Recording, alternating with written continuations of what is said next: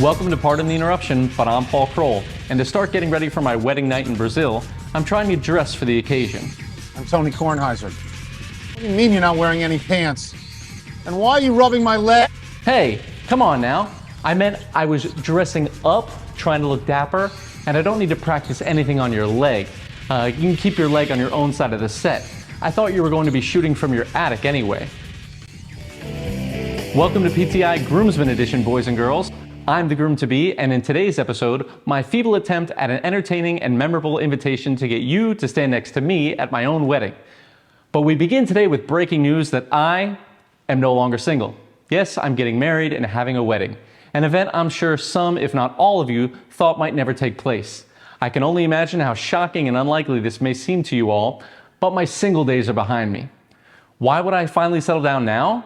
Well, if you haven't met Adriana yet, she's amazing. And even though you guys had been doing a good job of keeping me thoroughly frightened from joining the married club with all your stories of unique fatherly experiences, money troubles, family protests, weight issues, food arguments, in-laws, illnesses, and subpar movie date nights, I just couldn't let this one out of my grasp. Moving on. Life moves pretty fast, and with me living around the world, I haven't gotten to see you guys as much as I'd like. And it's a sad reality for me because I love you guys so much. I'm so happy to have you all in my life. I can even remember thinking that when I moved to Saudi, if I could just find a way to get all of you over there, we'd have like the coolest lives ever. Yeah, that's how delusional I am. Delusional enough to try and make a PTI-themed groomsmen invitation video with only one host. But delusional or not, I never stopped thinking that you guys are my closest friends. No matter how far away I am from you, you've seen me at my best and at my worst, and no matter what, you treat me the exact same way. And when I hang around you all, I feel spectacular. We're always laughing, telling stories, playing games, eating good food, etc. And while the rest of my life isn't bad, those moments really do stand out to me. They're the times when my life is at its best. So thank you for being my friends, because I don't stop and smell the roses enough when it comes to you guys, and I want to take this opportunity to tell you how awesome I think you all are. Next up, to be a groomsman at my wedding, you need to be willing to fly to Fortaleza, Brazil. I'm confident we'll have an amazing time, but I have to lay down some ground rules. First, don't drink so much in the airport before the flight that the flight crew warns you they won't let you on the plane. You can slow clap them though. That was awesome. Next, no fights. Leave the Philly in Philly and Newman leave the Savage at home. Treat everyone you meet in Brazil like you treat me. No, not like you treat me, like you treat my mom. Everyone you meet for this wedding is Helen Kroll to you guys. Next, please keep your shirts on at the wedding, and I'd prefer if you didn't need to be carried out. Lastly, and I'm not pointing any fingers, but let's keep the sheets dry at the hotel too. Fuller isn't invited to this wedding. You know who I'm talking to. Let's take a step back and move to pre-wedding events. We need to have a bachelor party. It could happen here in the States, or we could do it in Brazil. That'll have to be discussed by all of us, but as far as I'm concerned, any excuse to get us all together is a great excuse. So I hope this year I can be the reason for it. If it happens in Brazil, great, or if it can happen twice this year, once here and once in Kumbuku, even better. I don't need or want anything super fancy, I just look forward to being around all you guys. Okay, let's take a break, but coming up, what does the bride-to-be expect out of the groomsmen? We have a few good minutes with Adriana to find out, and stay tuned to see who makes the groomsmen cut. Red stripe, the beer in the short, stubby, ugly bottle. If ugly people stand next to a red stripe, they look beautiful. You, sir. Yeah? Would you say that you're ugly? Well, I wouldn't say. You are very ugly. Here, hold this red stripe. Okay. Look, you are beautiful. Red stripe, it's beer. Hooray, beer. Hooray, beer! Says the beautiful man. She's been a world traveler, a collegiate swimmer, earned her master's in engineering, and is about to become the proud wife of yours truly. We welcome Adriana Mello to the show. Let's get right to it. What can the groomsmen not do with me at the bachelor party? Good question. I think I have been to enough carnivals that I don't think anything can be worse than that. So guys, please just don't prove me wrong there. All right, I can't make any promises, but I imagine that Carnival is pretty crazy. All right, next question. What are some common misconceptions that monkeys like my groomsmen might have about Brazil that you could clear up for them? Okay, so let's talk about a little bit about history. We do not speak Spanish in Brazil. We speak Portuguese. It's the only official language there. All right, Portuguese, not Spanish. I'm pretty sure they won't care. Buenos Aires is not the Brazil's capital. It's Brasilia. And actually, if you take your time and look at the map, Brazil is right in the middle of the country. And also, while you're looking there, you will see Brazil is a pretty big country. But there, we do not flush toilet papers. Oof. So please do not clog. That's going to be tough. Please do not clog any toilets there. That's a tough ask for my friends. How do you expect them to act when they're down in Fortaleza for the wedding festivities? Well, first of all, please do not burp or fart in public. If a whole week is too much to ask for you guys, let's at least focus on the wedding day. That is really not okay in Brazil. And we usually learn that when we are 6 years old. So let's keep that in mind. Second, don't be a jerk or an arrogant American while you're there. If you guys choose to be so, I won't be responsible for the responses from my friends. Actually, Paul, speaking of that, do you want to tell them what was your nickname while we were in a night out with my friends in Brazil? Yeah, her friends don't have the worst sense of humors. It turns out that Paul also means wood, which is a term that they use lovingly to describe the male reproductive organ. And she decided that she wanted to call me that all night, over and over. And I didn't lose my cool. I didn't argue. I just joked with her. I continued to make jokes with her. She made jokes with me. And we ended up having an awesome night. I guess that is lucky us. Because that was not so successful when one of my childhood friends came to a dinner with us with a Croatian girlfriend in the day that Brazil lost to Croatia in the World Cup. I have not talked with him since. So let's be careful, but I'm sure we're all gonna have a blast there.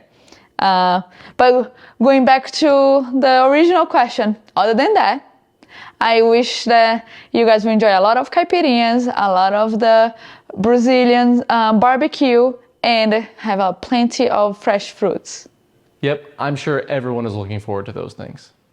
All right, have you heard about the past wedding antics with these guys? Have you heard about B. Walder's wedding? Is it something that you're worried about?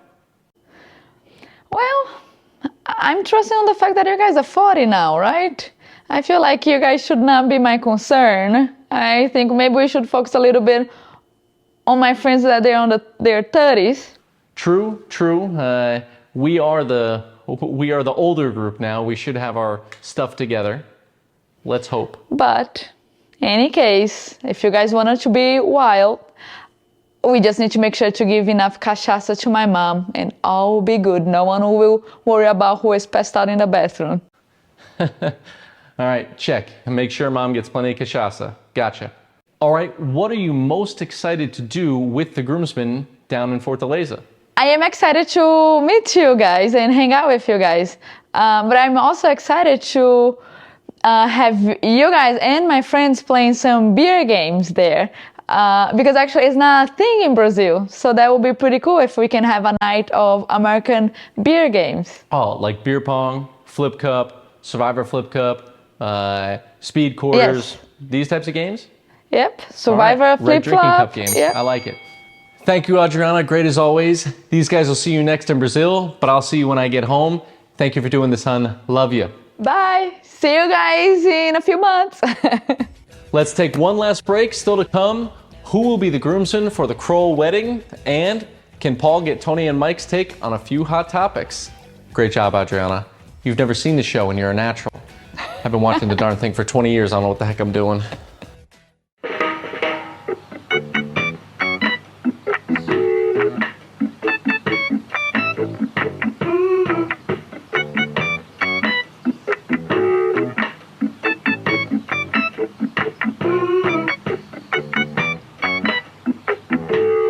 Red Stripe and Reggae. helping our white friends dance for over 70 years. Red Stripe, it's beer! Hooray, beer! Welcome back to the show, to a new segment I'd like to call the Groomsmen Reveal. First up, Newman. Newman. You truly are something else. You amazed me on the football field when we were in high school, you gave me a lifetime of funny stories in college, and you continue to provide endless comedic material as we grow old.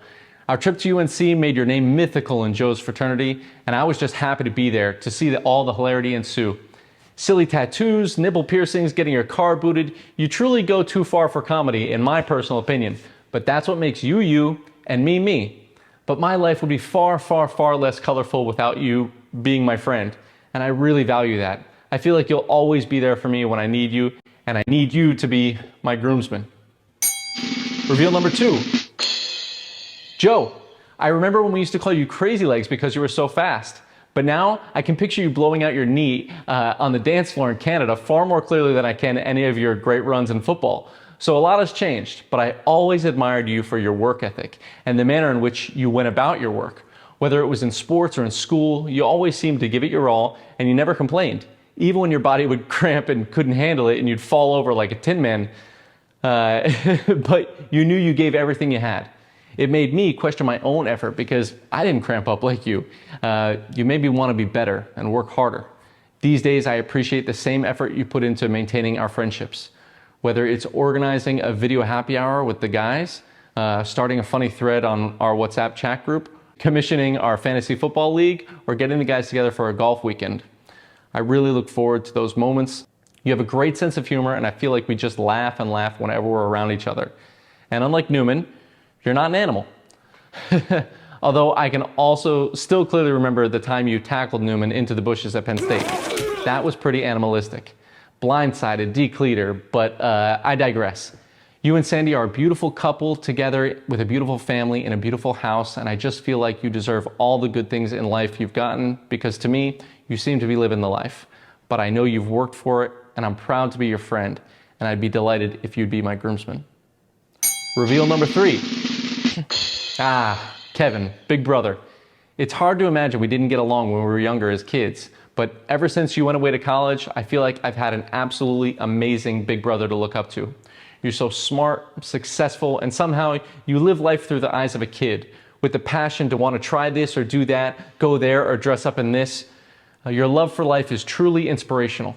While I like team sports, you were a wrestler. While I didn't ride roller coasters, you drop onto mountains from helicopters to go skiing.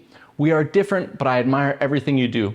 You seem to be an amazing dad with Kira and Cassis, who are really lovely girls, and I can't thank you enough for being the person you are because it's impacted me in a great way. You played a huge part in the path I chose for my life. Going through Penn State after you, and my graduation gift of travel with you played a huge part in the direction my life went from then on, which was around the world. Heck, I even lived in the same apartment you did in Weehawken, now that I think of it, just a few years later.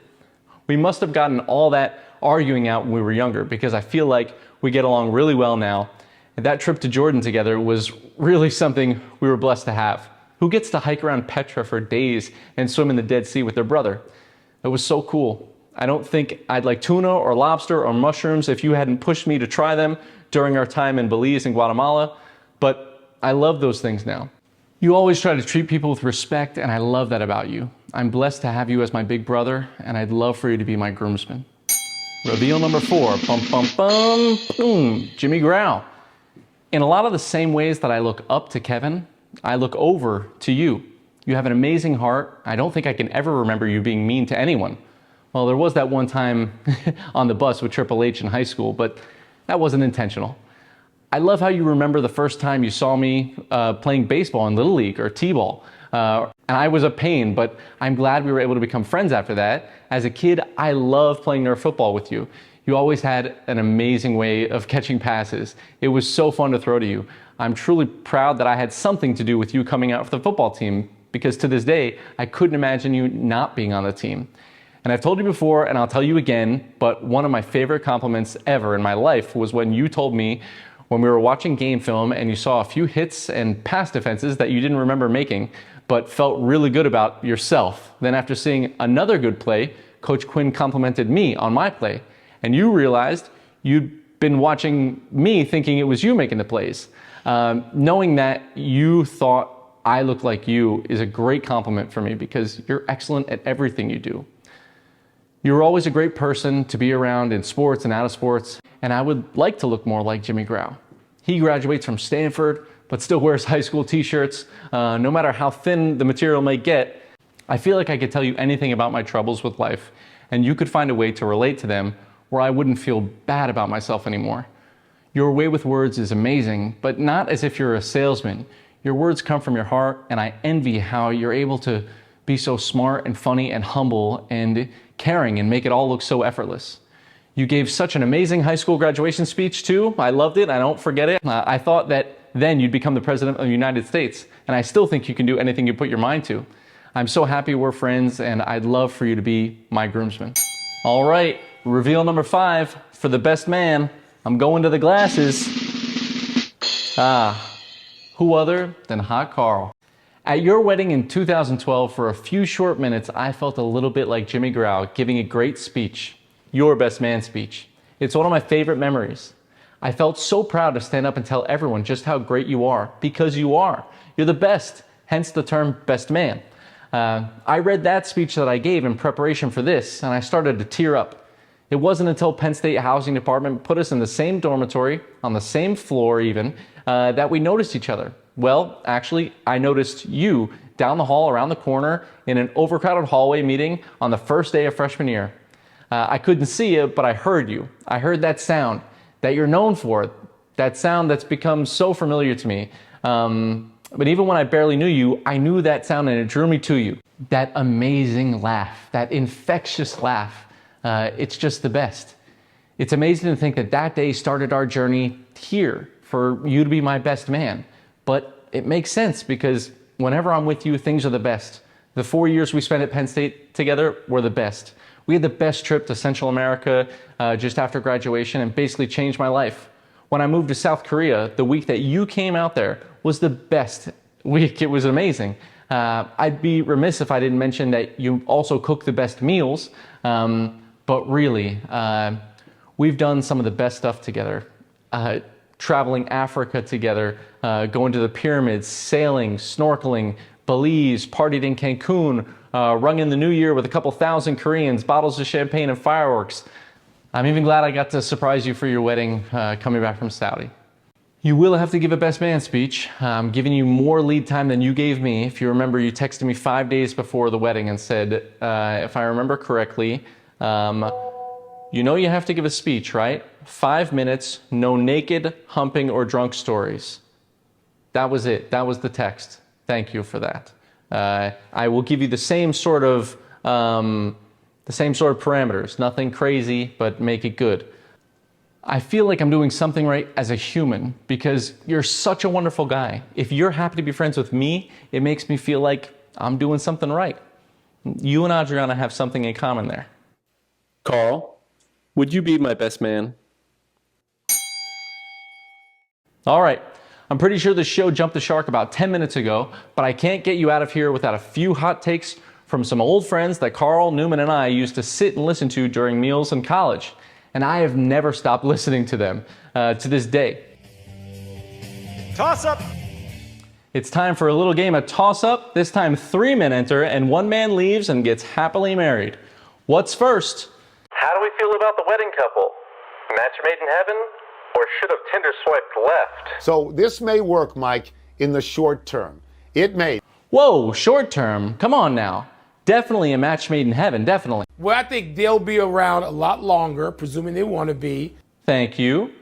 And I want to see it. It's going to be fun to watch. It may blow up, but it's going to be fun. Excuse me? This is how you treat someone new on the show?